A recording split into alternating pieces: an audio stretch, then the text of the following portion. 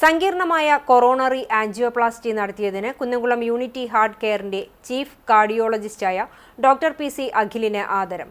ലോകത്തിലെ മുൻനിര കൊറോണറി ചികിത്സാ കേന്ദ്രങ്ങളിലൊന്നായ ജപ്പാനിലെ കാർഡിയോ വാസ്കുലർ സെന്ററിൽ കഴിഞ്ഞ ദിവസം നടന്ന സ്പെഷ്യലൈസ്ഡ് ഒബർവർഷിപ്പിൽ പ്രത്യേക ക്ഷണിതാവായി പങ്കെടുത്ത് തിരിച്ചെത്തിയതിനെ തുടർന്നായിരുന്നു യൂണിറ്റി ആശുപത്രിയിൽ ആദരമൊരുക്കിയത്.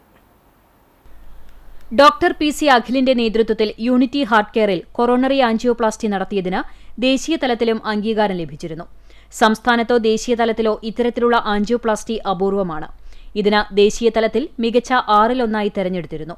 ദുബായിൽ കഴിഞ്ഞ ഡിസംബറിൽ നടന്ന അന്തർദേശീയ കാർഡിയോളജി ഉച്ചകോടിയിൽ ഡോക്ടർ അഖിൽ ഇത് സംബന്ധിച്ച് പ്രസന്റേഷൻ നടത്തിയിരുന്നു.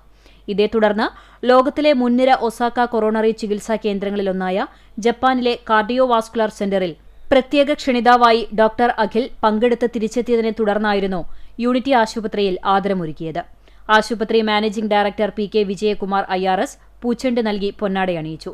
Surgeon doctor Sundaresh Kumar, medical superintendent doctor Joshi Thomas, മുതിർന്ന dental surgeon doctor Sushant, unity ആശുപത്രി general manager Sumesh P. Nair, pulse cardiac manager Vipin തുടങ്ങിയവർ സംസാരിച്ചു.